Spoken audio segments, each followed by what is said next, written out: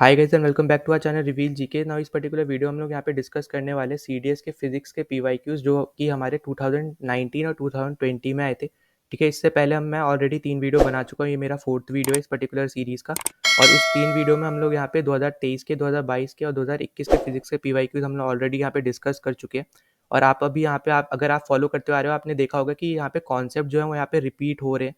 ठीक है, साथ ही साथ यहाँ पे आपको ये भी पता चलेगा कि कौन से सब्जेक्ट पे सबसे ज़्यादा यहाँ पे फोकस करना है। ठीक है, फिजिक्स में कौन से चैप्टर पे सबसे ज़्यादा फोकस करना है।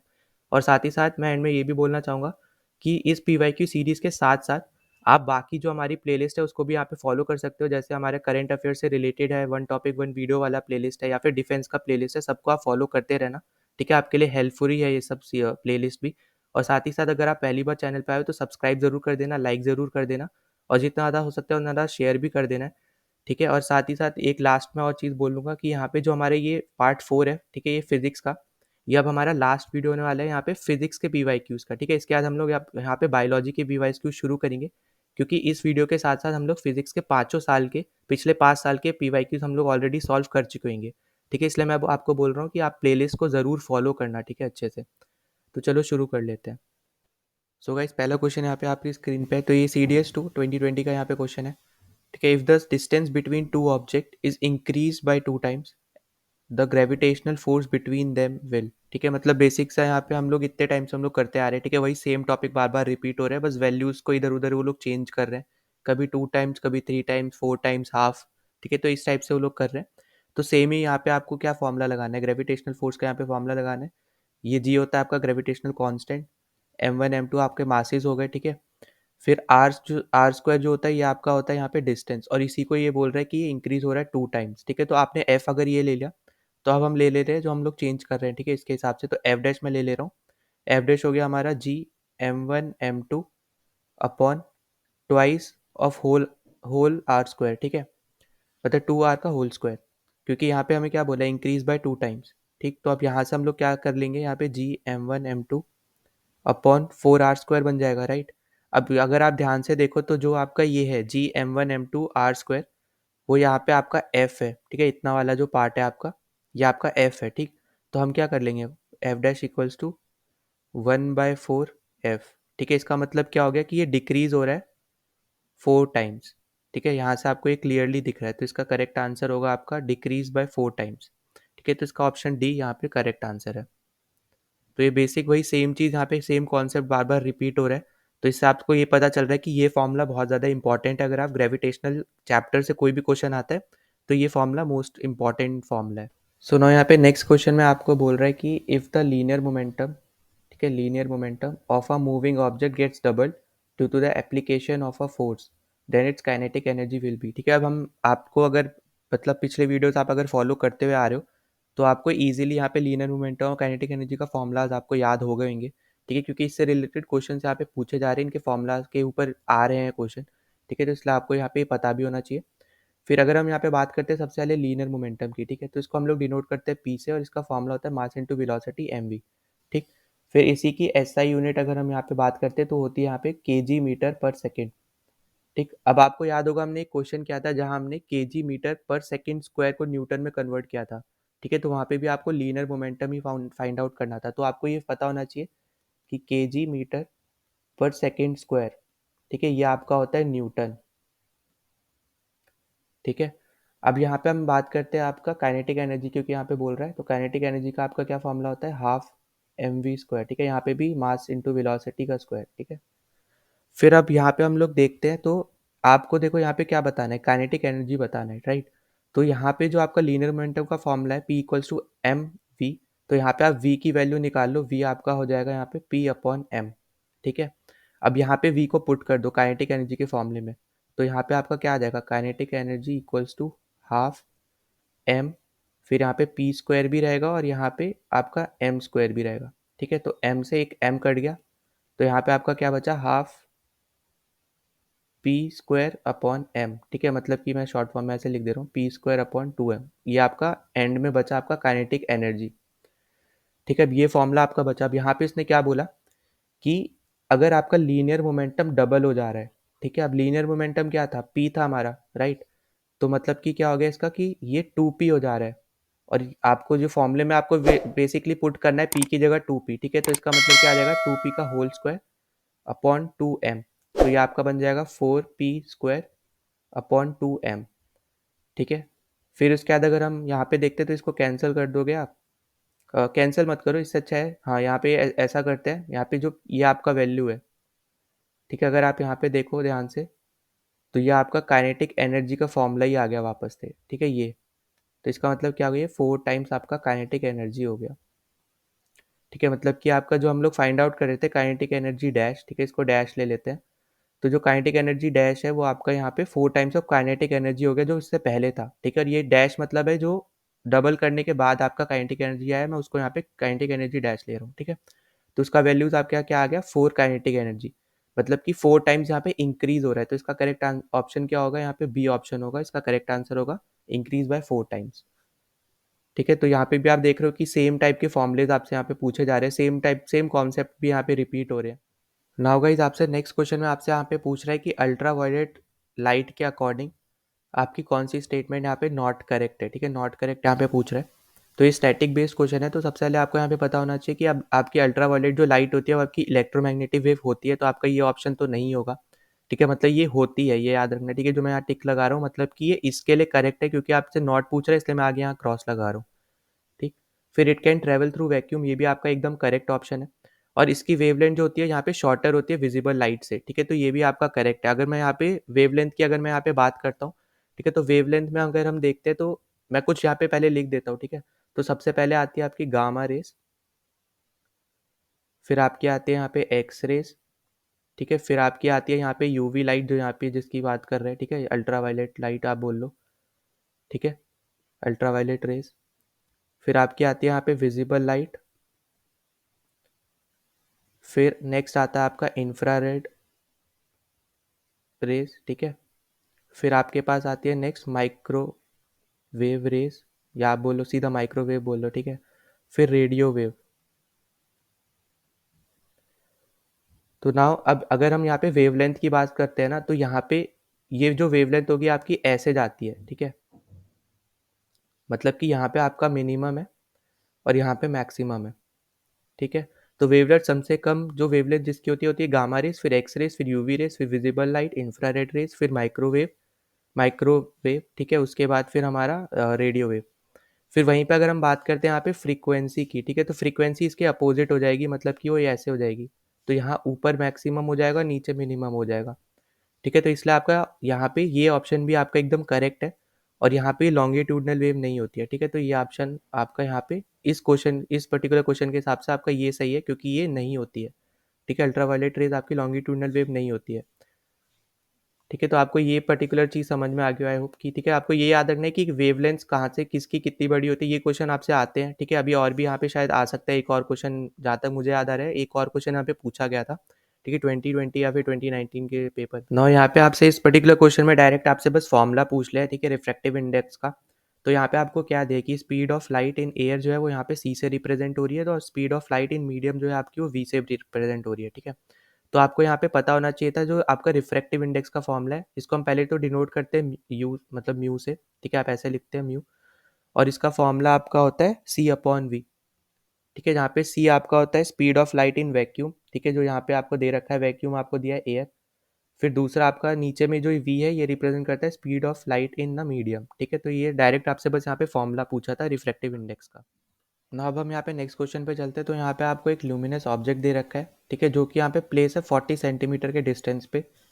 और यहाँ पे आपको कन्वर्जिंग लेंस दिया है, ठीक है, और फोकल लेंथ ऑफ 25 सेंटीमीटर। तो आपसे बोला है कि image obtained in the screen is, ठीक है, यहाँ पे इरेक्ट होगी, मैग्नीफाइड होगी, इरेक्ट स्मॉलर होगी, इन्वर्टेड मैग्नीफाइड या इन्वर्टेड स्मॉलर, ठीक। तो सबसे पहले आपको यहाँ पे पता करना है कि देखो मैक्सी जो यहाँ पे मैग्नीफाइड है इसका बेसिक मतलब होता है इनलार्ज, ठीक है। तो आपको पहले तो यही पता होना चाहिए, ठीक। तो आप इससे कंफ्यूज मत करना, ठीक है, क्योंकि हम लोग एनलार्ज पढ़ते हैं, हम मैग्नीफाइड करके नहीं पढ़ते हैं, ठीक है। हम लोग मैक्सिमम लोग यहाँ पे नहीं जानते होंगे इनलार्ज मतलब मैग्नीफाइड, ठीक है। तो सबसे पहले आपको यहाँ पे पता होना चाहिए मैग्नीफाइड मतलब इनलार्ज। फिर दूसरी चीज़ यहाँ पे कन्वर्जिंग लेंस की बात हो रही है, ठीक है, और लेंस की बात हो रही है, और कन्वर्जिंग कौन सा लेंस होता है, कॉन्वेक्स लेंस होता है, ठीक है। तो कॉन्वेक्स लेंस की यहाँ पे बात हो रही है मेनली, ठीक। उसके बाद यहाँ पे अब हम नेक्स्ट पे चलते हैं। तो यहाँ पे आपको बोला है कि एक ऑब्जेक्ट को प्लेस किया है 40 सेंटीमीटर, ठीक है। तो यू आपको यहाँ पे यू को प्लेस किया यहाँ पे 40 सेंटीमीटर, और आपका यू हमेशा, क्योंकि मिरर से पहले प्लेस होता है इसलिए आपका हमेशा नेगेटिव साइन लगेगा, ठीक है। आपका कोई भी मिरर लेंस कुछ भी हो, आपका यू हमेशा नेगेटिव रहेगा, ठीक। अब यहाँ पे आपको फोकल लेंथ दे रखी है 25 सेंटीमीटर। अब जो आपकी फोकल लेंथ है कॉन्वेक्स लेंस में आपकी ये पॉजिटिव होती है, ठीक है, अगर हम कॉन्वेक्स की बात कर रहे हैं। अगर हम यहाँ पे कॉनकेव की बात कर रहे होते तो ये आपकी नेगेटिव होती, ठीक। अब बेसिकली आपको यहाँ पे यू से कुछ लेना देना ही नहीं है, ठीक है। हम यहाँ पे डायरेक्टली एफ से ही पता कर सकते हैं, जो कि मैंने आपको यहाँ पे फॉर्मूला भी बता रखा था, ठीक है। फॉर्मूला आपको मैंने एक बताया था, एफ जो होता है आपका r/2 के हिसाब से होता है, ठीक है। तो आर का क्या फॉर्मूला हो जाएगा, ट्वाइस ऑफ एफ। आर क्या होता है, रेडियस ऑफ कर्वेचर, ठीक है, मतलब कि सेंटर ऑफ कर्वेचर से पोल तक का डिस्टेंस, ठीक है। वही फोकल लेंथ क्या होता है, फोकस से पोल तक का डिस्टेंस, ठीक। इसलिए आपका यहाँ पे आर क्या आ जाता है, ट्वाइस ऑफ फोकल लेंथ आ जाता है, ठीक। अब यहाँ पे आप पुट कर दो वैल्यू, तो आर क्या आ गया आपका 2 × 25, जो कि आपका हो गया 50 सेंटीमीटर, ठीक है। अब आपको यहाँ पे फोकल लेंथ मतलब फोकस पे जो फोकस की दूरी है वो आपको दे रखी है 25 सेंटीमीटर, ठीक। आपको सेंटर ऑफ कर्वेचर की भी दूरी मिल गई 50 सेंटीमीटर, और आपको ऑब्जेक्ट का डिस्टेंस दे रखा है 40, ठीक है। अब यहाँ पे इस टाइम पे ये माइनस साइन पे ध्यान नहीं देना है, यहाँ पे 40 पे ध्यान देना है, ठीक है। तो आप यहाँ पे क्लियरली देख रहे हो कि 40 आपका 25 और 50 के बीच में है, ठीक है। और अब जब भी हम लेंस की बात करते हैं तो मैंने पहले भी यहाँ पे बहुत बार बताया, हम लोग एफ की जगह हम लोग F1 लेते हैं, ठीक है। और यहाँ पे हम ट्वाइस ऑफ F1 लेते हैं, पर इसका मतलब वही है, यहाँ पे ट्वाइस ऑफ F1 मतलब C और F1 मतलब फोकस, ठीक है। तो यहाँ पे कॉन्वेक्स लेंस है, ठीक। अब अगर आप ध्यान से देखो तो यहाँ पे जो आपका आर का होता है, ठीक है, आर मतलब ये पूरा डिस्टेंस, एफ मतलब ये पूरा डिस्टेंस, ठीक है, फोकस से। तो यहाँ पे जो आपका फोकस यहाँ पे ये है, ये 25 सेंटीमीटर पे है, और ये आपका 50 पे है, और आप ऑब्जेक्ट आपने यहीं कहीं 40 पे रखा है। तो अब नाउ आपको यहाँ पे पता होना चाहिए, क्योंकि कन्वर्जिंग लेंस है, इसके 6 कंडीशंस बनती है, ठीक है। इमेज कहाँ कहाँ फॉर्म होती है उस केसेस में। तो सबसे पहले अगर हम यहाँ पे बात करते हैं, ठीक है, तो यहाँ F2 बनता है, यहाँ पे ट्वाइस ऑफ F2 होता है, ठीक है, राइट साइड में। तो जब आप इन्फिनिटी पे रखते हो तो F2 पे आती है इमेज, जब आप इन्फिनिटी और ट्वाइस ऑफ F1 पे रखते हो तो इन दोनों के बीच में आती है, F2 और ट्वाइस ऑफ F2 के बीच में, ठीक है। मैं पहले भी बता चुका हूँ, बहुत क्वेश्चन मैंने इसके ऊपर सॉल्व भी किया। उसके बाद जब आप ट्वाइस ऑफ F1 पे रखते हो तो ट्वाइस ऑफ F2 पे आती है और सेम साइज की रहती है, ठीक है। उसी के बाद जब हम नेक्स्ट में चलते हैं तो यहाँ पे ट्वाइस ऑफ F1 से F1 के बीच में जब आप ऑब्जेक्ट रखते हो, जो कि यहाँ पे क्वेश्चन में दिया है 40 सेंटीमीटर, जो आपका यहाँ बीच में ही आ रहा है, ठीक है। तो आपकी जो इमेज बनती है वो यहाँ पे ट्वाइस ऑफ F1 और यहाँ पे इन्फिनिटी के बीच में बनती है, ठीक। सबसे पहली चीज़ आपको यहाँ पे पता चल गया कि आपकी इमेज कहाँ बनेगी, ठीक है। फिर नाउ आपको जो सेकंड चीज़ है वो यहाँ पे पता होना चाहिए कि जब आपकी F2 पे बनती है तो हाईली डिमिनिश्ड होती है, ठीक है। जब आपकी इन दोनों के बीच में बनती है तो डिमिनिश होती है, इस पे सेम साइज हो जाता है। अब यहाँ पे जब आपकी इमेज बनेगी ना तो यहाँ पे बनेगी एनलार्ज, ठीक है। इन्फिनिटी पे आपकी बनती है हाईली एनलार्ज या फिर हाईली मैग्नीफाइड। तो आपका एक ऑप्शन तो यहाँ पे आपको मिल गया कि वो एनलार्ज होगी, मतलब कि आपकी ये ऑप्शन गलत और ये ऑप्शन गलत। फिर नेक्स्ट चीज आपको पता होना चाहिए इन्वर्टेड और इरेक्ट कब बनती है, ठीक है। तो जो स्टार्टिंग की 5 कंडीशन है उन सब में आपकी रियल एंड इन्वर्टेड बनती है, ठीक है। और लास्ट वाली जो फाइनल 6th कंडीशन है वो आपकी वहाँ पे आपकी बनती है वर्चुअल एंड इरेक्ट, ठीक है। तो आपको ये यहाँ पे थोड़ा आइडिया आपका होना चाहिए। अब तक तो आपको पता चल गया होगा, बहुत बार हम लोग डिस्कस भी कर चुके हैं। तो आपका इसका करेक्ट आंसर क्या होगा, इसका करेक्ट आंसर होगा इन्वर्टेड एंड मैग्नीफाइड, ठीक है। तो ये हमने पर्टिकुलर क्वेश्चन कर लिया। ये बहुत अच्छा क्वेश्चन था, मतलब आप थोड़ा सेंस लगाते, दिमाग लगाते, उससे हो जाता है। यहाँ पे यू का बस यहाँ पे जाके फर्क पड़ रहा था, ठीक है। यू से आप ये बता पा रहे थे कि कहाँ पे हमने ऑब्जेक्ट रखा है, तो पर आपको यहाँ पे आप देखो ये वापस से ये फॉर्मूला आपको आ गया है यूज में, ठीक है। तो ये फॉर्मूला इंपॉर्टेंट है, याद रखना। नाउ अब हम चलते हैं नेक्स्ट क्वेश्चन पे, ठीक है। तो आपको यहाँ पे दे रखा है कि when a light rate enters into glass medium from water, ठीक है, at an angle of incidence 0 degree, what would be the angle of refraction, ठीक है। तो यहाँ पे सिंपल सा यहाँ पे जो टॉपिक है आपका रिफ्रैक्शन से ये क्वेश्चन है, ठीक है। मतलब कि ऑप्टिक्स आपका देख लो वापस से आ गए, ठीक है। पिछला भी क्वेश्चन हमने ऑप्टिक्स का किया था, ठीक। तो अब यहाँ पे आपको पहली चीज़ पता होना चाहिए कि रिफ्रैक्शन में जो हम यहाँ पे डायग्राम बनाते हैं ना, जैसे ये नॉर्मल हो गया, ये आपकी इंसिडेंस रे हो गई, ठीक है। ये आपकी रिफ्रैक्शन मतलब एंगल ऑफ रिफ्रैक्शन ये है आपका एंगल ऑफ आई, ये है, ठीक है, मतलब एंगल ऑफ इंसिडेंस, ठीक है। ये रिफ्रैक्टेड रे हो गई, ये आपकी इंसिडेंस रे हो गई। अब यहाँ पे जो आपकी आई और ये आर है, ठीक है, ये कभी भी इक्वल नहीं होती है। सिर्फ एक केस में यहाँ पे इक्वल होती है, जब आई होता है 0, ठीक है। मतलब जब इक्वल कैसे होगी, अब आई अगर 0 है तो मतलब क्या हो गया, इसका आर भी आपका 0 होगा, ठीक है। तो इसका करेक्ट आंसर है आपका 0 डिग्री, ठीक। तो आपका यहाँ पे एंगल ऑफ रिफ्लेक्शन हो जाएगा 0 डिग्री। बस आपको ये याद रखना है कि आई और आर रिफ्लेक्शन के केस में कभी इक्वल नहीं आती है, बस एक ही केस में इक्वल आएंगी, जब आपका इंसिडेंस ही आपका 0, मतलब एंगल ऑफ इंसिडेंस ही आपका 0, और बाकी आपको मैं इसके रिलेटेड पहले भी बहुत सारे क्वेश्चन करा चुका हूँ, तो पिछले वीडियो ज़रूर देख लेना, ठीक है। हेल्प अब यहाँ पे नेक्स्ट क्वेश्चन में आपसे यहाँ पे पूछा है कि इनमें से कौन सा फिनोमिनन, ठीक है, वेरीफाई करता है कि light travels much faster than sound.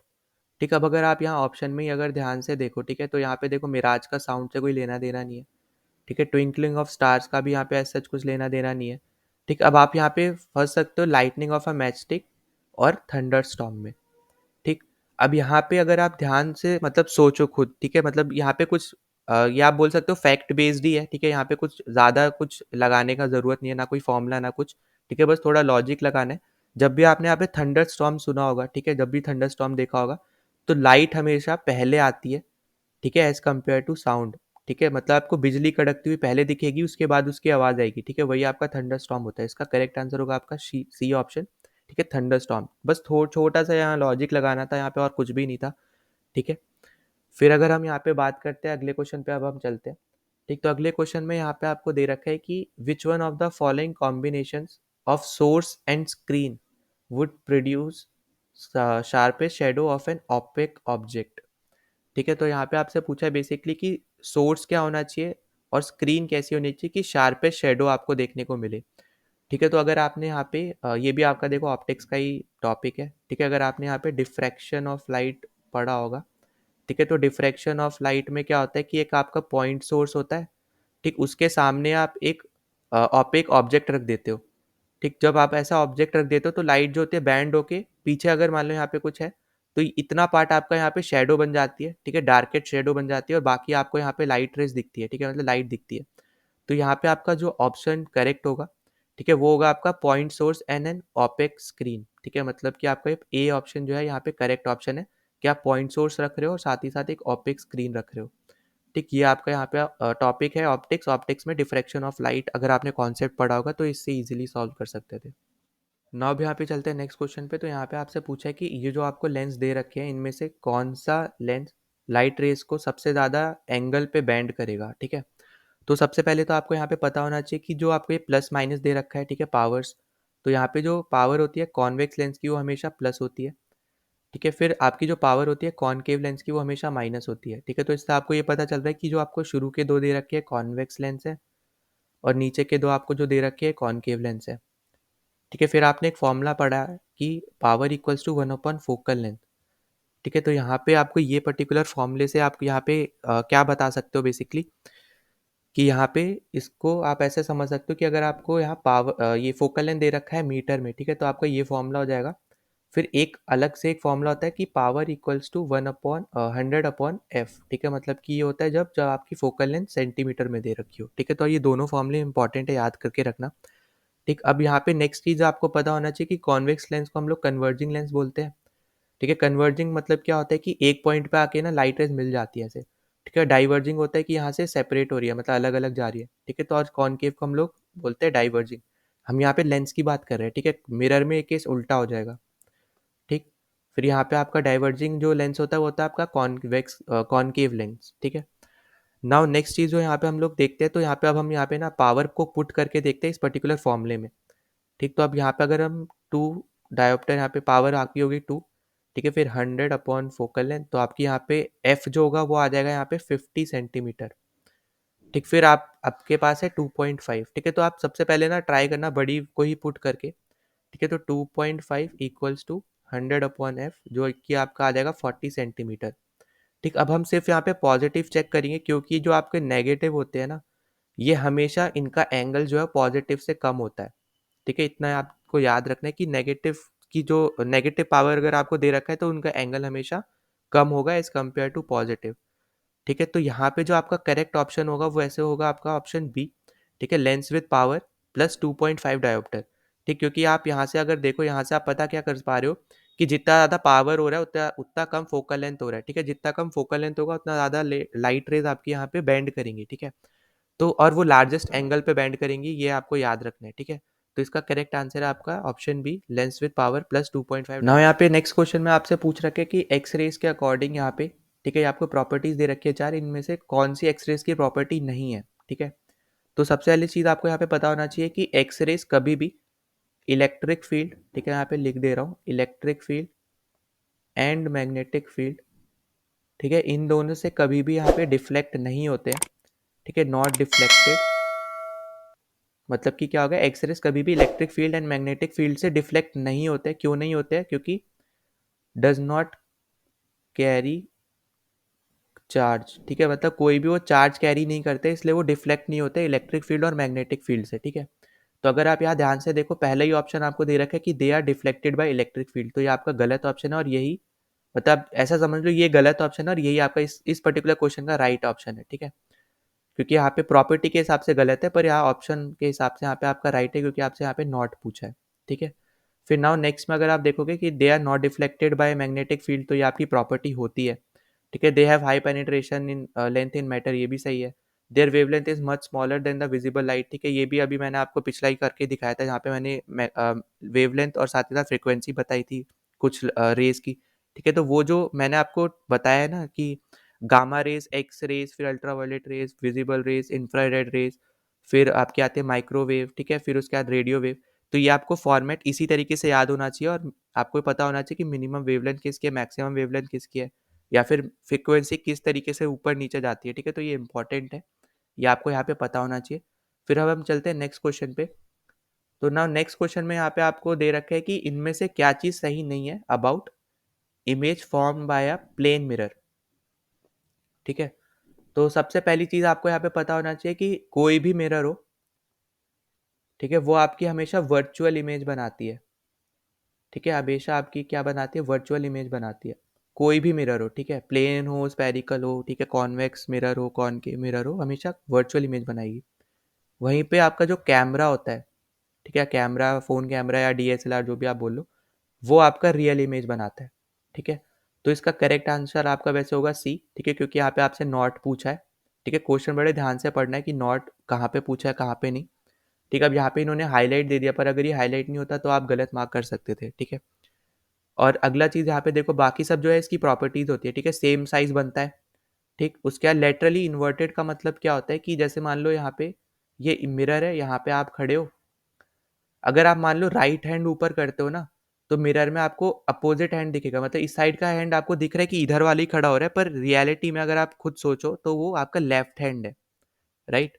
तो मतलब लेटरली इन्वर्टेड का मतलब कि अगर आप राइट हैंड ऊपर कर रहे हो, ठीक है, तो आपको यहाँ पे मिरर में लेफ्ट हैंड ऊपर जाता हुआ दिख रहा है, ठीक है, क्योंकि वो आपसे अपोजिट में खड़ा है, मतलब अपोजिट में आपको दिख रहा है, तो आपका उसका मतलब क्या होगा कि आपको लेफ्ट हैंड ऊपर जाता हुआ दिख रहा है, राइट हैंड जब भी आप ऊपर कर रहे हो, ठीक। तो उसका मतलब होता है यहाँ पे लेटरली इन्वर्टेड। फिर उसके बाद वही सेम यहाँ पे देखो, साइज भी सेम होता है, साथ ही साथ जितनी दूरी पे आप खड़े होगे, जैसे आप मिरर के सामने जितनी भी दूरी पे खड़े होगे, इमेज भी आपकी उतनी दूरी पे ही बनती है, ठीक है। तो यहाँ पे ये ऑप्शन भी आपका करेक्ट है, तो इसका राइट आंसर है ऑप्शन सी, कि यहाँ पे वो रियल इमेज नहीं बनाता है, वो वर्चुअल इमेज बनाता है, ठीक है। सो नाउ यहाँ पे नेक्स्ट क्वेश्चन में आपको दे रखा है इन पेरिस्कोप, ठीक है। पेरिस्कोप बेसिकली क्या होता है, अगर आपने यहाँ पे एनसीईआरटी में पढ़ा होगा, ठीक है, यहाँ पे 11 ट्वेल्थ या 10th में ये था, एक कॉन्सेप्ट था, ठीक है। बेसिकली यहाँ पे इस टाइप का एक ऑब्जेक्ट होता है, मैं यहाँ पे बना के दिखा रहा हूँ, ठीक है, ठीक है, जो यहाँ पे यूज़ होता है, जो आपकी साइट, जो भी ऑब्जेक्ट आपकी साइट में नहीं है ना, अगर आप उसको देखना चाहते हो तो उस चीज़ के लिए यहाँ पे आप यूज़ करते हो, ठीक है। यहाँ पे मान लो ये आँख है, ठीक है, किसी की भी, यहाँ से वो देखना चाह रहे हैं तो यहाँ पे एक प्लेन मिरर लगता है और यहाँ पे एक प्लेन मिरर लगता है, ठीक है। तो वहीं पे ये बोल रहा है कि in periscope two plane mirrors are kept. अब यहाँ पे आप ध्यान से देखो कैसे कैप्ट है, ये पैरेलली कैप्ट है ना, तो यहाँ के आपका ऑप्शन क्या हो जाएगा, ए इसका राइट ऑप्शन है। इस पर कुछ भी करना नहीं था, बस आपको पता होना चाहिए था कि पेरिस्कोप क्या होता है, ठीक है। सो नाउ यहाँ पे नेक्स्ट क्वेश्चन में आपको दे रखा है कि speed of light in air is 3 × 10⁸ और speed of light in a medium is of refractive index of 3/2 ठीक है। यहाँ पे बेसिकली आपसे पूछा है कि उस मीडियम में स्पीड ऑफ लाइट क्या होगी जिसका रिफ्रैक्टिव इंडेक्स 3/2 है, ठीक। तो अब यहाँ पे देखो, यही वही फॉर्मूला यहाँ पे आ गया, ठीक है। रिफ्रैक्टिव इंडेक्स इक्वल्स टू, आपको क्या बताया था यानी कि C/V होता है, ठीक है। तो यहाँ पे speed of light in air मतलब C दे रखा है आपको, और म्यू दे रखा है यहाँ पे 3/2, बस वैल्यूज आपको पुट करनी है, तो 3 × 10⁸ और यहाँ पे V है, V को इधर ले आओ, इन सबको इधर ले जाओ, तो यहाँ पे क्या हो जाएगा 3 ×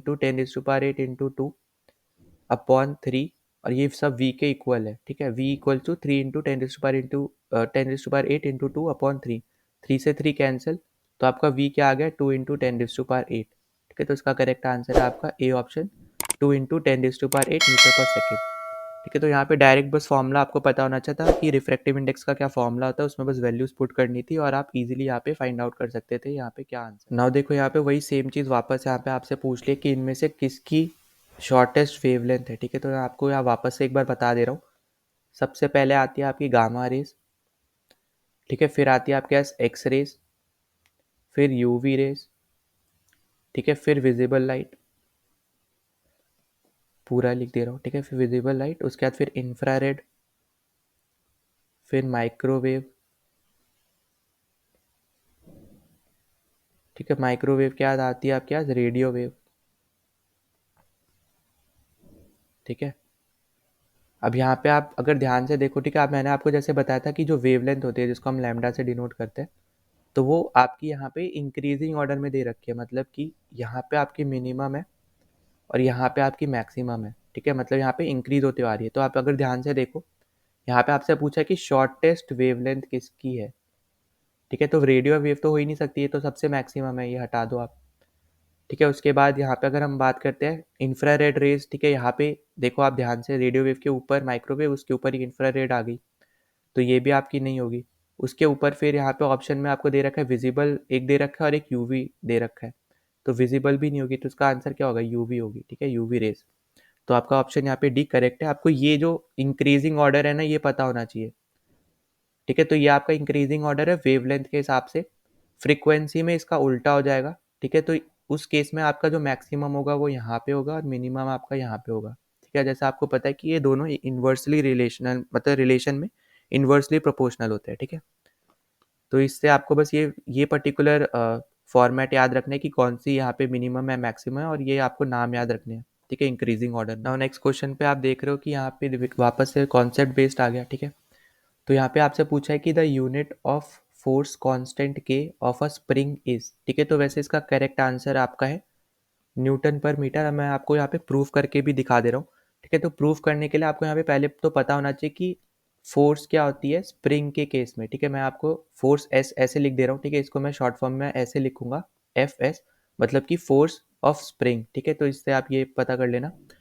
तो ये आपको पहले तो पता होना चाहिए कि फोर्स क्या होती है स्प्रिंग के केस में। तो फोर्स यहाँ पे इसका फॉर्मूला होता है के एक्स। ठीक है, तो के क्या होता है आपका स्प्रिंग कांस्टेंट होता है जो आपको यहाँ पे क्वेश्चन में ही दे रखा है। ठीक है, तो स्प्रिंग कांस्टेंट होता है ये, और यहाँ पे एक्स होता है आपका डिस्प्लेसमेंट। ठीक है, तो स्प्रिंग कांस्टेंट और ये डिस्प्लेसमेंट। अब यहाँ से ही आपको बोला है कि यहाँ पे unit of the force constant के क्या होगी, मतलब के की यहाँ पे यूनिट पूछी है, राइट।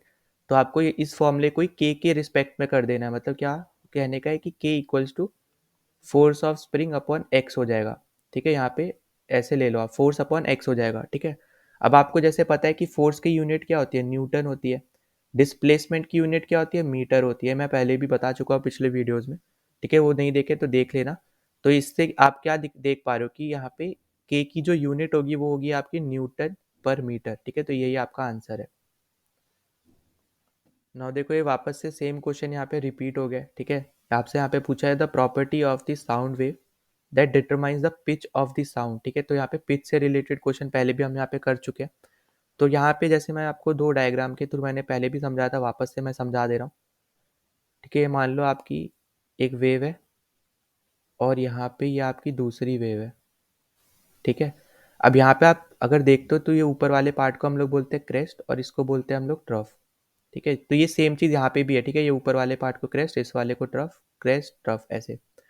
ठीक, अब यहाँ पे जो आपकी वेवलेंथ होती है वो आपकी ये अपर पार्ट से, एक क्रेस्ट के अपर पार्ट से दूसरे क्रेस्ट के अपर पार्ट तक होती है, मतलब ये आपकी क्या होती है, वेवलेंथ होती है लैम्डा। ठीक है, जिसको हम लोग लैम्डा से डिनोट करते हैं।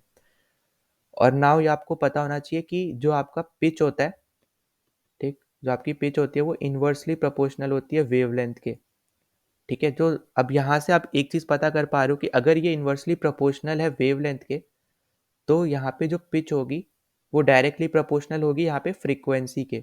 ठीक है, क्यों होगी, क्योंकि हमें पता है कि फ्रीक्वेंसी आपकी इन्वर्सली प्रोपोर्शनल होती है वेवलेंथ के, या फिर आप बोल सकते हो वेवलेंथ आपकी इन्वर्सली प्रोपोर्शनल होती है फ्रीक्वेंसी के। ठीक, तो उससे आप ये पता कर पा रहे हो। ठीक है, तो यहाँ पे भी आप देख रहे हो कि कॉन्सेप्ट्स लग रहे हैं। बस आपको यहाँ पे बेसिक बेसिक चीज़ें अगर पता है ना, तो आप इजीली क्वेश्चन सॉल्व कर पा रहे हो। ठीक है। तो बेस यहाँ पे क्या आ गया, पिच जो है आपकी डायरेक्टली प्रोपोर्शनल है फोर्स के, तो इसका करेक्ट आंसर क्या हो जाएगा, फ्रीक्वेंसी। ठीक है, मतलब इसके ऊपर डिपेंड कर रही है। ठीक है, तो इसका करेक्ट आंसर आ गया फ्रीक्वेंसी। सो गाइज यहाँ पे नेक्स्ट क्वेश्चन में आपसे यहाँ पे बेसिकली यूनिट पूछे रेजिस्टिविटी की, जो हम लोग डिनोट करते हैं रो से। ठीक है, तो यहाँ पे इसकी दो यूनिट होती है, ओम मीटर और ओम सेंटीमीटर। ठीक है, तो ये डायरेक्ट क्वेश्चन था, तो यहाँ पे क्योंकि ओम मीटर नहीं दे रखा है तो आपकी यूनिट है ओम सेंटीमीटर। ठीक है, तो ऑप्शन सी यहाँ पे आपका करेक्ट होगा। अब मैं आपसे यहाँ पे क्वेश्चन पूछ रहा हूँ, आपको यहाँ पे कमेंट सेक्शन में बताना है कि ओम किसकी ऐसा यूनिट होती है। ठीक है, बहुत सिंपल सा यहाँ पे क्वेश्चन है, मैं समझता हूँ आप बता पाओगे। ठीक है, फिर यहाँ पे नेक्स्ट क्वेश्चन पे चलते हैं। तो नेक्स्ट क्वेश्चन में आपसे पूछ रहा है कि यहाँ पे जो इलेक्ट्रोमैग्नेटिक वेव्स होती है, जो मैंने आपको इंक्रीजिंग ऑर्डर में भी सारी वेव्स लिखवाई थी ना, तो यहाँ पे वही सब आपकी इलेक्ट्रोमैग्नेटिक वेव्स होती है। तो आपसे पूछा है कि उनमें से कौन सी यहाँ पे सैटेलाइट कम्युनिकेशन के लिए यूज होती है। ठीक, तो इसका करेक्ट आंसर है रेडियो वेव्स। ठीक, अब अगर हम यहाँ पे बात करते हैं इंफ्रारेड रेडिएशन की, ठीक है, तो इंफ्रारेड आपकी यूज होती है इलेक्ट्रिक हीटर्स में। ठीक है, सबका यहाँ पे लिखा दूंगा, ठीक है, सारी वेव्स का। इलेक्ट्रिक हीटर्स में यूज होती है, यहाँ पे कुकर्स में यूज होती है। ठीक है, साथ ही साथ कैमराज में यूज होती है। जब भी यहाँ पे आपको मतलब बहुत ज़्यादा अंधेरा है और आपको यहाँ पे किसी पर्सन को डिटेक्ट करना है, तो उस टाइम पे आप क्या यूज़ करते हो, इंफ्रारेड रेडिएशन यूज़ करते हो। ठीक है, तो उस तरीके से आप कैमराज में यहाँ पे यूज़ करते हो। फिर अगर हम नेक्स्ट पे चलते हैं, तो नेक्स्ट आपकी यहाँ पे अल्ट्रावायलेट रेज। आपको पता है ये आपको सनलाइट से मिलती है। ठीक है, विटामिन डी। ठीक है, ये चीज़ याद रखना। ज़्यादा एक्सपोजर अच्छा नहीं होता स्किन के लिए इसका। ठीक है, साथ ही साथ ये एक और चीज़ के लिए यहाँ पे यूज़ होती है, टू किल बैक्टीरिया। ठीक है, in water, to kill bacteria in water. ठीक है, उस चीज़ के लिए भी यहाँ पे यूवी रेज यूज़ होती है। और विजिबल लाइट तो नॉर्मल है, ये आपको पता ही है। ठीक है, फिर अगर हम यहाँ पे पता है, इसका मतलब बेसिक वही हो गया कि हम इसको देख सकते हैं। ठीक है, विजिबल लाइट। उसके बाद फिर अगर हम नेक्स्ट चलते हैं, यहाँ पे मैंने रेडियो वेव बता दिया, सैटेलाइट कम्युनिकेशन के लिए यूज़ होती है, वही इसका आंसर है। ठीक, अब यहाँ पे आपकी बची माइक्रोवेव। ठीक है, माइक्रोवेव आपकी यूज़ होती है कम्युनिकेशन में ही। ठीक है, सैटेलाइट कम्युनिकेशन में ये भी आपकी यूज़ होती है, कम्युनिकेशन। फिर साथ ही साथ ये आपकी कुकिंग में भी यूज़ होती है। ठीक है, अब क्योंकि यहाँ पे माइक्रोवेव नहीं दे रखा है, तो इसलिए रेडियो वेव आप यहाँ पे मार्क कर दोगे, वरना अगर दोनों दे रखे होते तो ए बी करके भी एक ऑप्शन दिया होता। ठीक है, नाउ आपकी एक और आपकी बची यहाँ पे गामा रेज, राइट। तो जो आपकी गामा रेज होती है, आप यूज मतलब ये लोग डॉक्टर्स वगैरह यूज करते हैं अगर उनको जब भी बॉडी के अंदर देखना होता है। ठीक है, टू सी इनसाइड बॉडी, आप ऐसे समझ सकते हो। ठीक है, ये डॉक्टर्स वगैरह यूज करते हैं जब भी आपके बॉडी के अंदर उनको कुछ देखना होता है। फिर आपके पास नेक्स्ट आपकी बची यहाँ पे एक्स रेज। ठीक है, तो एक्स रेज भी आप पे डॉक्टर्स यूज करते हैं, डेंटिस्ट यूज करते हैं। ठीक है, डेंटिस्ट आपकी बेसिकली यूज करते हैं जब आप टीथ फिल कराने जाते हो ना, तो वो देखते हैं कि कहाँ पे क्या फिल करना है, सब कुछ वो सब जब देखते हैं तो आप क्लियरली देख पाते होगे कि यहाँ पे ब्लैक एंड व्हाइट स्क्रीन, मतलब स्क्रीन पे ब्लैक एंड व्हाइट आपकी इमेज दिखती है, जहाँ पे आपके दांत वगैरह सब दिखते हैं। तो वो सब आपके एक्सरेज के थ्रू ही आपका होता है। ठीक है, तो डेंटिस्ट यूज करते हैं, डॉक्टर जैसे फ्रैक्चर के टाइम पे देखते हैं कि कहाँ आपकी हड्डी टूटी है वगैरह, तो वो भी आपका यहाँ पे एक्सरेज में ही काउंट होता है। ठीक है, तो वो आपके डॉक्टर्स लेते हैं। ठीक, तो आई होप कि मैंने यहाँ पे सारी आपको बता ही दिया। ठीक है, मैं एक बार देख रहा हूँ, एक्सरेज बता दी, गामा रेज बता दी, यूवी बता दी, विजिबल बता दिया, इंफ्रा, माइक्रो, रेडियो। ठीक है, तो सब मैंने आपको आपको बता दिए। तो ये सब आप देख लेना। ठीक है, ये इंपॉर्टेंट है, आपको सीक्वेंस याद होना चाहिए। ठीक है, नाउ अब हम यहाँ पे देखो, आप स्टार्ट करें 2019 के क्वेश्चन। ठीक है, तो 2020 वाले सारे क्वेश्चन हमने यहाँ पे कर लिए फिजिक्स से रिलेटेड। अब हम यहाँ पे शुरू करें 2019 के सारे क्वेश्चन। तो नाउ आप यहाँ पे देख पा रहे हो कि आपको दे रखा है एक 100 वोल्ट का इलेक्ट्रिक बल्ब, जो कि यहाँ पे 10 आवर्स यहाँ पे यूज़ हो रहा है एक दिन में। और आपसे यहाँ पे पूछा है कि वो कितना यूनिट ऑफ एनर्जी कंज्यूम करेगा 30 डेज में। ठीक है, तो ऐसा क्वेश्चन मैं ऑलरेडी करा चुका हूँ पिछले पार्ट्स में, आप देख लेना ज़रूर। ठीक है, तो मैं आपको यहाँ पे वापस से एक बार बता दे रहा हूँ, इसमें फॉर्मूला डायरेक्ट आपको यहाँ पे पता होना चाहिए, energy equals to power into duration.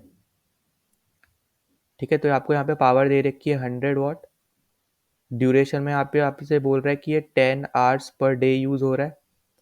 ठीक है, यहाँ पे आपको दे रखा है 30 डेज के लिए आपको देखना है, तो यहाँ पे डेज से डेज हट गया, तो यहाँ पे आपका क्या बचा, 3। और कितने जीरो हैं, 1 2 3 4। ठीक है, तो 4 जीरो, और आगे आपका है वॉट आर। ठीक है, तो मैं यूनिट के साथ लेके चल रहा हूँ। ठीक, अब यहाँ पे देखो आप ध्यान से, अब यहाँ पे आधे लोग इससे ही कंफ्यूज हो जाएंगे कि मेरा आंसर तो यहाँ पे 30,000 आ गया, पर यहाँ ऑप्शन में है ही नहीं। तो यहाँ पे आपको बेसिकली कन्वर्ट करना पड़ता है किलो वॉट आर में। ठीक है, अगर आपको यहाँ नहीं दे रखा है तो आप इससे करोगे, वरना अगर आपको दे रखा होगा, ठीक है, अलग से यहाँ पे ब्रैकेट में करके दे रखा हो, जैसे पिछले क्वेश्चन में हमें दिया था कि 1 unit equals to 1 kilowatt hour. ठीक है, तो वहाँ पे भी किलो वॉट में पूछ रहा था, तो यहाँ पे भी आप जब कन्वर्ट करोगे तो इसका आंसर आएगा 30। ठीक है, तो सी ऑप्शन यहाँ पे आपका करेक्ट हो जाएगा। ठीक है, 30 kWh। ना अब यहाँ पे अगले क्वेश्चन में आपको देखो यहाँ पे दे रखा है कि एक एको है वो जो हर्ड करता है 5 सेकंड बाद, ठीक है, of the production of sound which moves with the speed of 340 metre per second. What is the distance of the mountain from the source of sound which produces the echo. ठीक है, ये same question हमने कर रखा है पहले भी पिछले पार्ट में, वापस से सेम क्वेश्चन हमें यहाँ पे रिपीट देखने को मिल रहा है। बस यहाँ पे फर्क ये है कि आपको जो ऑप्शन दे रखे हैं वो किलोमीटर्स में दे रखे हैं, वहाँ पे आपको मीटर्स में दे रखे थे। ठीक है, तो सेम क्वेश्चन यहाँ पे रिपीट हो रहे हैं, कॉन्सेप्ट यहाँ पे सेम रिपीट हो रहे हैं। ठीक है, याद रखना ये चीज़। ठीक, बस आपको यहाँ पे यूनिट्स का चेंज हो जाएगा। तो हमने ये कैसे सॉल्व किया था, जैसे मान लो यहाँ पे कोई एक इंसान है, ठीक, यहाँ पे एक क्लिफ है, उसने कुछ यहाँ पे किया इस क्वेश्चन के हिसाब से, उस क्वेश्चन के हिसाब से वो यहाँ पे क्या कर रहा था कि एक क्रैकर फोड़ रहा था। ठीक है, अब यहाँ पे मान लो उसने कुछ भी किया, तो जब यहाँ पे वो आगे जाएगा, ठीक है, साउंड यहाँ आगे गया, माउंटेन से टकरा के वापस आया, तो ये एक्वा, इसी को हम लोग बोलते हैं, राइट। तो यहाँ पे आपका डिस्टेंस क्या हो गया, ट्वाइस ऑफ डी, मतलब 2d आपका यहाँ पे डिस्टेंस हो गया। ठीक, अब आपको फॉर्मूला पता है, speed equals to distance upon time. अब आपको यहाँ पे क्या बताना है, आपको यहाँ पे बताना है डिस्टेंस ही बताना है। ठीक है, डिस्टेंस का वैल्यू कितना है, तो आपका यहाँ पे फॉर्मूला क्या हो जाएगा, इसी को आप इन रिस्पेक्ट ऑफ डिस्टेंस के हिसाब से कर दोगे, तो आपका हो जाएगा स्पीड इंटू टाइम। स्पीड आपको दे रखा है 340 मीटर पर सेकेंड, टाइम दे रखा है यहाँ पे 5 सेकेंड्स। ठीक है, अपॉन में आप यहाँ पे 2 ले आओगे, 2d का d इधर रहने दो, ठीक है, और यहाँ पे नीचे 2 ले आओ, तो यहाँ पे कैंसिल हो जाएगा ये 170, तो ये आपका आ जाएगा 850 मीटर। अब इसको आप कन्वर्ट कर लो किस में, किलोमीटर में। ठीक है, तो किलोमीटर में जब कन्वर्ट करोगे तो 850 अपॉन 1000, ठीक है, तो यहाँ पे 0.85। ठीक है, तो यहाँ पे मैं लिख दे रहा हूँ 0.85 किलोमीटर। ठीक है, तो इसका ऑप्शन आपका बी जो है वो यहाँ पे करेक्ट ऑप्शन है, 0.85 किलोमीटर। ठीक है, तो बस यहाँ पे यूनिट चेंज थी, बाकी सेम क्वेश्चन है ये ना। अब यहाँ पे नेक्स्ट क्वेश्चन आपको दे रखा है कि एक कार है जो यहाँ पे मूव कर रही है यूनिफॉर्म सर्कुलर मोशन में। ठीक है, यूनिफॉर्म सर्कुलर मोशन में पहले भी यहाँ पे बता चुका हूँ। यहाँ पे जो स्पीड होगी इसकी यहाँ पे कांस्टेंट होगी। ठीक है, स्पीड यहाँ पे कांस्टेंट होगी, पर जो आपकी वेलोसिटी होगी हर जगह पे ना इंस्टेंट टाइम पे आपकी चेंज होगी। ठीक है, मतलब वो सेम नहीं रहेगी। ठीक है, तो जैसे यहाँ पे ये आपकी वेलोसिटी में बनेगा, और एक्सेलरेशन आपका हमेशा टुवर्ड सेंटर होता है। ठीक है, अब क्योंकि यहाँ पे मैग्नीट्यूड में आपका वैसा समझ लो, मैग्नीट्यूड क्योंकि यहाँ पे कांस्टेंट है, तो इसलिए आपका एक्सेलरेशन कुछ आएगा नहीं, इसलिए ये आपका इसका करेक्ट आंसर होगा आपका ए, नॉन जीरो कांस्टेंट, मतलब ऑप्शन बी यहाँ पे करेक्ट होगा। ठीक है, क्यों करेक्ट होगा, क्योंकि यहाँ पे मैग्नीट्यूड यहाँ पे इसका कांस्टेंट है, और यहाँ पे वेलोसिटी चेंज हो रही है, आपका एक्सेलरेशन हमेशा टुवर्ड्स सेंटर रहता है। अब जो यहाँ पे एक मैं सिंपल एक अलग से चीज़ बता रहा हूँ, ठीक है, उस पर थोड़ा ध्यान देना। आपका फोर्स जो होता है, ठीक है, सेंट्रीपिटल फोर्स, मैं यहाँ पे सी एफ लिख दे रहा हूँ, वो इसका फॉर्मूला होता है mv²/r। ठीक है, अब इसको हम लोग एफ भी लिखते हैं।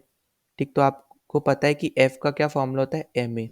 ठीक, तो यहाँ पे आप उसकी वैल्यू पुट कर दो, तो M A equals to mv²/r, तो एम और एम कैंसिल, तो ये आपको एक्सेलरेशन मिल गया यूनिफॉर्म सर्कुलर मोशन का, जो क्या होता है v²/r। ठीक है, तो ये फॉर्मूला याद रखना, यूनिफॉर्म सर्कुलर मोशन का एक्सेलरेशन का फॉर्मूला होता है v²/r। ठीक है, इसका आंसर होगा आपका ए, नॉन जीरो कांस्टेंट। नाउ यहाँ पे नेक्स्ट क्वेश्चन में आपसे पूछा है कि यहाँ पे मैग्निफिकेशन क्या होता है। ठीक है, तो मैग्निफिकेशन जैसे आपको पहले भी पता है, आपका होता है height of image upon height of object.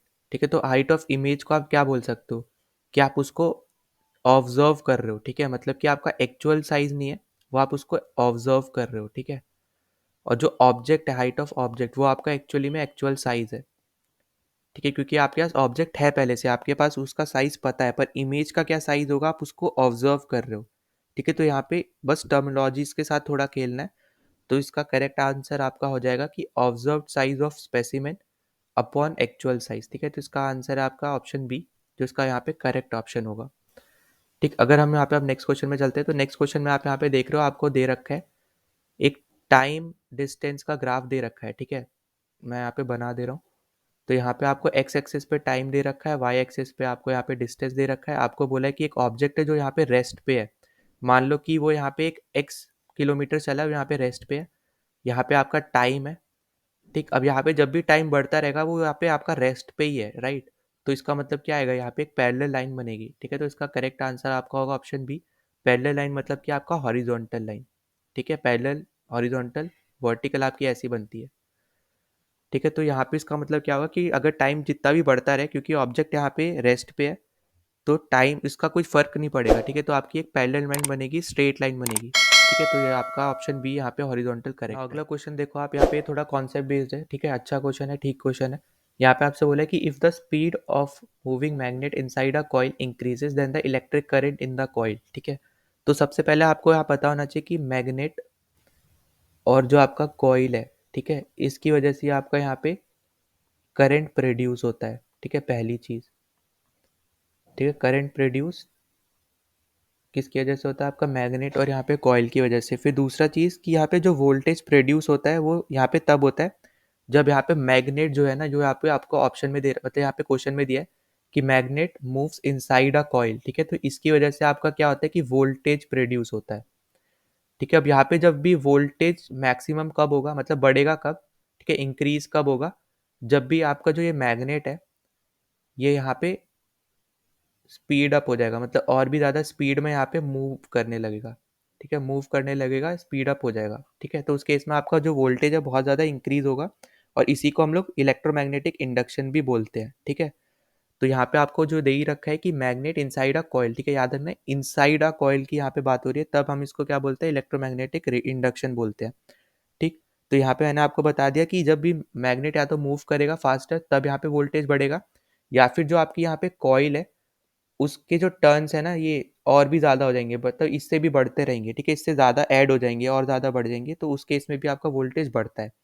ठीक, नाउ अब यहाँ पे आपको पता चल रहा है कि यहाँ पे जो आपको कंडीशन दे रखी है कि magnet moves inside a coil increases. ठीक है, मतलब वो इंक्रीज हो रहा है, मतलब कि क्या हो गया? वोल्टेज भी इंक्रीज हो रहा है। अब आपको ओम्स लॉ पता है, V equals to I R, तो आप यहाँ से क्या बता सकते हो? V डायरेक्टली प्रोपोर्शनल होता है करंट के। तो जब वोल्टेज इंक्रीज हो रहा है तो आपका करंट भी इंक्रीज होगा, तो इसका करेक्ट आंसर क्या हो जाएगा? ए। ठीक है, अच्छा क्वेश्चन है, थोड़ा कॉन्सेप्ट बेस्ड है, आपको यहाँ पे बस इतना सा पता होना चाहिए था। I hope. चलते हैं अगले क्वेश्चन पे। ठीक है, तो यहाँ पे आपको दे रखा है frequency in hertz of a note that is 1 octave higher than 500 hertz. ठीक है, तो आपको यहाँ पे पता होना चाहिए कि ऑक्टेव क्या होता है। ठीक है, तो ऑक्टेव बेसिकली दो पॉइंट्स के बीच का इंटरवल होता है। ठीक है, अब ये दो पॉइंट्स कैसे होते हैं?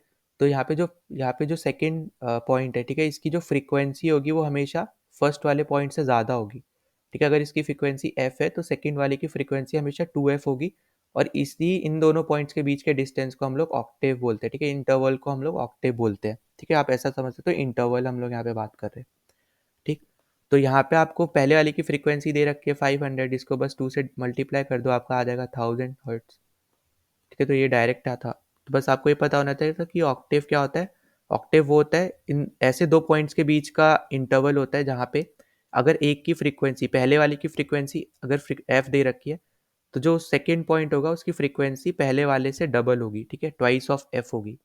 सो नाउ यहाँ पे नेक्स्ट क्वेश्चन में आपसे पूछा है कि जो आपको ये ऑप्शन में प्लैनेट्स के नाम दिए इनमें से सबसे कम जो मास है वो किस प्लैनेट का है? तो सबसे कम आपका होता है मरकरी का।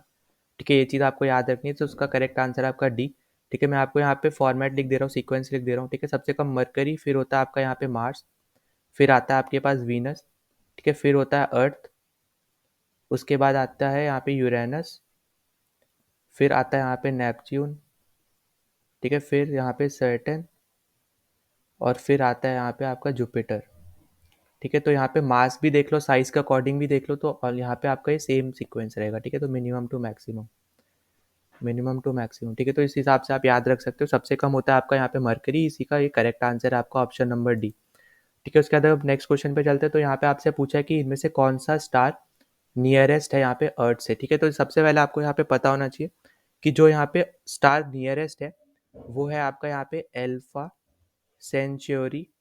ठीक है, जिसको हम लोग, आप इसको बोल सकते हो 3 स्टार होते हैं ये। ठीक है, बेसिकली, और उसमें से जो थर्ड स्टार है जिसको हम लोग थर्ड एल्फा सेंचुरी 3 करके बुलाते हैं, वो आपका होता है प्रॉक्सिमा सेंचुरी। ठीक है, तो यही इसका करेक्ट आंसर है, प्रॉक्सिमा सेंचुरी। ठीक है, अब ये स्टैटिक बेस्ड क्वेश्चन है, ये अभी आने के चांस बहुत ज़्यादा कम है, पर मैं ये तब भी बोलूँगा कि बस आप ऊपर ऊपर से पढ़ ज़रूर लेना कि नियरेस्ट, फारदेस्ट। ठीक है, ऐसे टाइप के क्वेश्चन यहाँ पे पूछे जा सकते हैं। ठीक है, आएंगे, इसकी श्योरिटी अभी नहीं है, क्योंकि अभी थोड़ा जो आपका सिलेबस के हिसाब से, जो आपके कॉन्सेप्ट के हिसाब से क्वेश्चन ज़्यादा आ रहे हैं।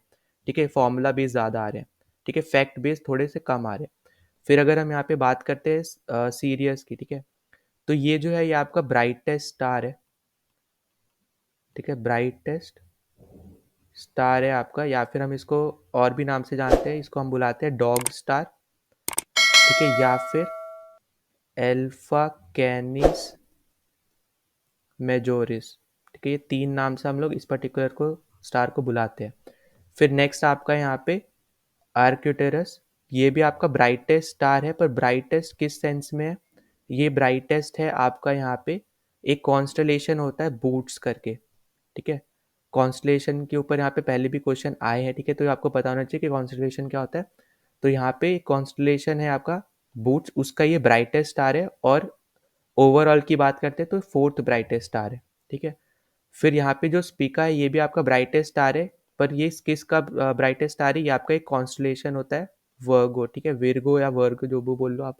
ठीक है, तो उसका उस पर्टिकुलर कॉन्स्टलेशन का ये आपका ब्राइटेस्ट स्टार है, और एक्टरस जो है आपका ये बूट्स का ब्राइटेस्ट स्टार है। ठीक है, तो ये आपको याद रखना है, पर इसका करेक्ट आंसर है आपका यहाँ पे इस पर्टिकुलर क्वेश्चन का प्रॉक्सिमा सेंचुरी। ठीक है, आप चलते हैं अगले क्वेश्चन पे। तो यहाँ पे आपको वेवलेंथ दे रखी है अल्ट्रावायलेट की, विजिबल की और इंफ्रारेड की एस लैम्डा यूवी। आपको पता है वेवलेंथ को हम लोग लैम्डा से रिप्रेजेंट करते हैं, तो lambda UV, lambda vis, lambda I R. ठीक है, इसकी वेवलेंथ है।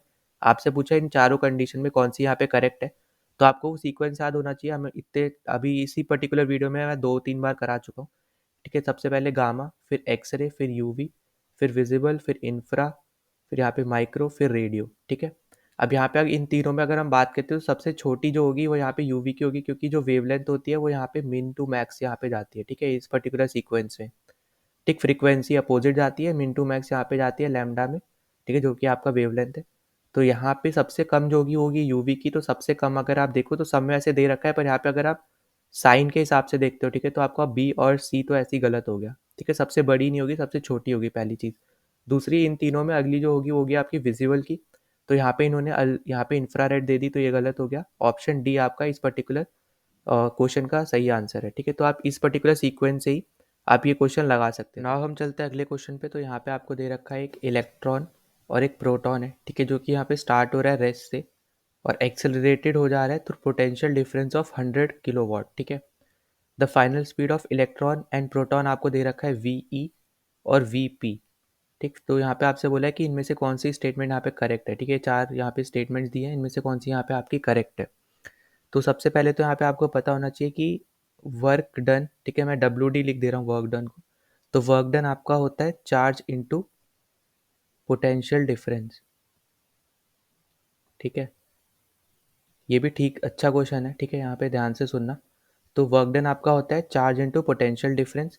ठीक, और जो आपका वर्क एनर्जी थ्योरम होता है, ठीक है, जिसको हम लोग वेट शॉर्ट फॉर्म में बोल सकते हैं, तो वर्क एनर्जी थ्योरम जो होता है वो बोलता है कि जो भी काइनेटिक एनर्जी पार्टिकल गेन करता है वो इक्वल होता है आपका वर्क डन के। ठीक है, मतलब कि जैसे मान लो ये कोई भी पार्टिकल है, इसने कोई भी यहाँ पे काइनेटिक एनर्जी गेन की, तो वो इक्वल होगी आपके वर्क डन के। ठीक है, ये चीज़ आपको समझनी है। ठीक है, ये आपको मिल जाएगा वर्क एनर्जी थ्योरम में। ठीक है, तो यही आपका कहता है वर्क एनर्जी थ्योरम। ठीक, अब यहाँ से आप क्या बता सकते हो कि जो आपका काइनेटिक एनर्जी है तो वो भी आपका इक्वल हो जाएगा इस चीज़ के। ठीक है, मतलब कि चार्ज इनटू पोटेंशियल डिफरेंस। ठीक है, मैं आप पे PD लिख दे रहा हूँ। ठीक है, पोटेंशियल डिफरेंस को शॉर्ट फॉर्म में। तो आप ये समझ लेना, मैं जो बोल रहा हूँ बस वो सुनते रहना। ठीक है, तो kinetic energy equals to charge into potential difference. Now जो आपका यहाँ पे चेंज इन काइनेटिक एनर्जी होगा, ठीक है, वो आपका हो गया वर्क डन के इक्वल, जो कि फॉर्मूला क्या है उसका, चार्ज को हम लोग Q से रिप्रेजेंट करते हैं, पोटेंशियल डिफरेंस को V से। ठीक है, तो यहाँ पे आपका आ गया kinetic energy equals to QV। ठीक है, अब इसको चेंज इन काइनेटिक एनर्जी मान लो। ठीक, तो यहाँ पे काइनेटिक एनर्जी आपका आ गया QV। ठीक, अब यहाँ से आप क्या करोगे कि काइनेटिक एनर्जी का आपको फॉर्मूला पता है, हाफ mv²। तो यहाँ पे आप पुट कर दो तो आपके पास आ जाएगा half mv² equals to QV। ठीक, अब यहाँ पे आपको एक चीज़ क्लियरली दिख रही है कि जो आपकी वेलोसिटी है वो आपकी इन्वर्सली प्रोपोर्शनल है मास से।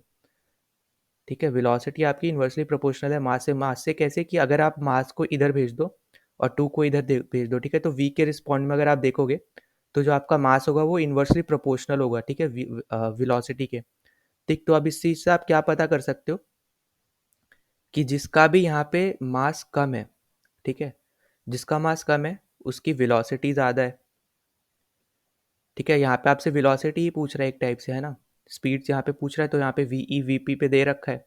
तो इसका मतलब क्या हुआ, जिसका मास कम है उसकी वेलोसिटी ज़्यादा है, जिसका मास ज़्यादा होगा उसकी वेलोसिटी कम होगी। ठीक है, जिसका मास ज़्यादा होगा उसकी यहाँ पे वेलोसिटी कम होगी। तो और यहाँ पे हमें एक चीज़ पता है कि जो प्रोटॉन का मास होता है वो ज़्यादा होता है हमेशा इलेक्ट्रॉन से। ठीक है, तो प्रोटॉन हमेशा हैवी होता है एज़ कम्पेयर टू इलेक्ट्रॉन। तो इसी की वजह से जो आपका यहाँ पे करेक्ट आंसर होगा वो होगा कि वी ई की जो वेलोसिटी होगी वो ज़्यादा होगी वेलोसिटी ऑफ प्रोटॉन से। ठीक है, क्योंकि जो इसका मास है वो यहाँ पे कम है एज़ कम्पेयर टू प्रोटॉन, इसी की वजह से इसकी वेलोसिटी ज़्यादा होगी। ठीक है, अब यहाँ पे देखो हमें कितना कुछ यहाँ पे करना पड़ा। ठीक है, तो ये कॉन्सेप्ट्स आपको यहाँ पे क्लियर होने चाहिए कि work done charge into potential difference, तो यहाँ पे काइनेटिक एनर्जी आपका वर्क डन के इक्वल होता है जो वर्क एनर्जी थ्योरम बोलता है। ठीक है, फिर हमने उसकी जगह यहाँ पे इक्वल रख के फिर हमने वैल्यू पुट कर दी half M V square, kinetic energy का हमें फॉर्मूला पता है, वहाँ से हमें मिल गया कि वेलोसिटी इन्वर्सली प्रोपोर्शनल होता है मास के। और हमें यहाँ से ये पता चल रहा है कि मास जितना जिसका कम होगा उसकी वेलोसिटी ज़्यादा होगी और वाइस वर्सा। ठीक है, मतलब कि मास जिसका ज़्यादा होगा उसकी वेलोसिटी कम होगी, या फिर मास जिसका कम होगा उसकी वेलोसिटी ज़्यादा होगी। ठीक है, तो यहाँ से फिर हमें पता चला कि हमें एक चीज़ आपको ये पता होनी चाहिए। ठीक है, उसी की वजह से आप यहाँ पे कर पाओगे। ठीक है, ये तो फैक्ट बेस्ड आ गया बीच में कि यहाँ पे जो प्रोटॉन होता है वो हैवियर होता है इलेक्ट्रॉन से, जब वो हैवियर है तो उसकी वेलोसिटी कम होगी। ठीक है, इसलिए इलेक्ट्रॉन की वेलोसिटी ज़्यादा प्रोटॉन की कम है क्योंकि प्रोटॉन हैवियर है। ना आप चलते हैं अपने नेक्स्ट क्वेश्चन पे। तो यहाँ पे आपसे हुक्स लॉ की स्टेटमेंट ही पूछ ली है। ठीक है, डायरेक्ट ही आपसे जो हुक्स लॉ यहाँ पे डिफाइन करता है वही यहाँ पे पूछा है। तो इसका बेसिकली फर्स्ट आंसर होगा, ठीक है, option A, only proportional region of the stress strain curve. ठीक है, तो बेसिकली यहाँ पे क्या होता है, ये हुक्स लॉ यहाँ पे बताता क्या है। ठीक है, ये बताता है कि जितना भी आप अमाउंट ऑफ फोर्स अप्लाइड करोगे, ठीक है, इलास्टिक ऑब्जेक्ट पे, उतना ही वो यहाँ पे स्ट्रेच होगा। ठीक है, वो मतलब कि यहाँ पे क्या बोलना चाह रहे हैं कि जो स्ट्रेस है वो डायरेक्टली प्रोपोर्शनल है यहाँ पे स्ट्रेन के। ठीक है, कि जितना आप स्ट्रेस करोगे एक इलास्टिक ऑब्जेक्ट को उतना ही वो यहाँ पे स्ट्रेच होगा, मतलब स्ट्रेच क्या होगा, स्ट्रेन होगा। ठीक है, तो आप ऐसा इसको समझ सकते हो, जितना उसको खींचोगे उतना, मतलब जितना ज़्यादा फोर्स लगाओगे उतना ज़्यादा वो दूर होता जाएगा। ठीक है, जैसे आपने यहाँ पे स्प्रिंग देखी होगी, है ना, तो स्प्रिंग को अगर आप दोनों साइड से खींचते हो तो ये खुलती रहती है, राइट, जो एकदम से ऐसे ऐसे होता है पास पास में जो इसके कर्व्स होते हैं वो दूर दूर होते रहते हैं जितना आप फोर्स लगाते जाओगे। ठीक है, तो एक पॉइंट पे आके वो जो इलास्टिक जो हम जैसे हम यहाँ पे स्प्रिंग यूज कर रहे हैं तो उसकी जो लिमिट होगी ना वो एक्सीड नहीं होगी, मतलब उतने पे ही वो आके रुक जाएगी। ठीक है, मतलब कि उसकी जो लिमिट है वो फिक्स है कि इससे ज़्यादा स्ट्रेच नहीं कर सकते हम उसको। ठीक है, पर आपका जो हुक्स लॉ है वो यहाँ पे यही बता रहा है कि जितना ज़्यादा फोर्स अप्लाई करोगे उतना ही एक पर्टिकुलर इलास्टिक ऑब्जेक्ट पे, ठीक है, ये याद रखना कि इलास्टिक ऑब्जेक्ट की यहाँ पे बात हो रही है, तो जितना ज़्यादा फोर्स अप्लाई करोगे इलास्टिक ऑब्जेक्ट पे उतना ही आप उसको स्ट्रेच कर सकते हो। ठीक है, तो यहाँ पे ये चीज़ आपको बता रहा है, और ये जो डायरेक्ट यहाँ पे आप बोल सकते हो इसकी स्टेटमेंट ही है। ठीक है, यहाँ पे लॉ की कि Hooke's law is valid for only proportional region of the stress strain curve. ठीक है, तो इसमें समझाने का नहीं था कुछ, डायरेक्ट ये आपको लॉ के बारे में ही पूछ। तो नाउ चलते हैं हम नेक्स्ट क्वेश्चन पे। तो यहाँ पे आपसे कॉन्स्टलेशन पूछा है। ठीक है, कॉन्स्टलेशन क्या है, तो यहाँ पे चार ऑप्शन है। ठीक है, तो सबसे पहले हम लोग देख लेते हैं constellation basically group of stars को हम लोग बोलते हैं। ठीक है, ग्रुप ऑफ स्टार्स को हम लोग बोलते हैं जो कि एक रिकॉग्नाइजेबल शेप हमें, जिनकी वजह से हमें देखने को मिलता है। ठीक है, एक रिकॉग्नाइजेबल शेप हमें देखने को मिलता है ग्रुप ऑफ स्टार्स से, तो उस चीज़ को हम लोग बोलते हैं कॉन्स्टलेशन। ठीक है, जैसे सबसे फेमस आपने सुना होगा उर्सा मेजर। ठीक है, जिसको इंडियंस मतलब हम लोग बोलते हैं सप्त ऋषि। ठीक है, इसी का ही एक दूसरा नाम है ग्रेट बियर। ठीक है, और इसी को ही हम लोग एक और नाम से बुलाते हैं बिग डिपर। ठीक है, तो इसके एक ही कॉन्स्टलेशन के ये चारों नाम है। ठीक है, उर्सा उर्सा मेजर, फिर सप्तऋषि, ग्रेट बियर और बिग डिपर। ठीक है, फिर अभी थोड़े टाइम पहले अभी कुछ क्वेश्चंस में ही हमने यहाँ पे विर्गो डिस्कस किया था, फिर बूट्स हमने डिस्कस किया था, है ना, तो ये सब भी एक कॉन्स्टलेशंस है। तो इस पर्टिकुलर क्वेश्चन का आपका आंसर होने वाला है कि a particular pattern of stars, ठीक है, that may not be equi distance from the earth in the sky. तो इसका मतलब बेसिकली क्या है, जैसे मान लो यहाँ पे आपकी अर्थ है और आपका कोई भी पैटर्न बन रहा है, ठीक है, स्टार से, मान लो ऐसा कुछ पैटर्न बन रहा है, तो ज़रूरी नहीं कि हर स्टार की जो डिस्टेंस होगा अर्थ से वो यहाँ पे इक्वल हो। ठीक है, हो सकता है कि ये और ज़्यादा पीछे हो, मतलब लाइट ईयर्स में और ज़्यादा पीछे हो, यहाँ पे लाइट ईयर्स में आगे हो। ठीक है, तो इसका लाइट ईयर्स कम हो, इसका ज़्यादा हो, तो इस हिसाब से, क्योंकि स्पेस में हम लोग डिस्टेंस कैसे देखते हैं, लाइट ईयर्स की हेल्प से देखते हैं, राइट। तो इसके हिसाब से अगर आप देखोगे तो ज़रूरी नहीं कि हर एक स्टार जो आपका कॉन्स्टलेशन में दिख रहा है वो आपका इक्वल डिस्टेंस पे हो अर्थ से। ठीक है, तो इसका मतलब ये है।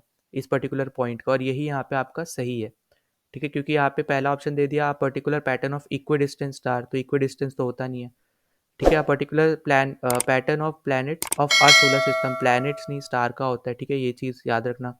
फिर a particular pattern of stars, planet and satellite नहीं, सिर्फ और सिर्फ स्टार का होता है, ठीक है, उसको हम लोग कॉन्स्टलेशन बोलते हैं।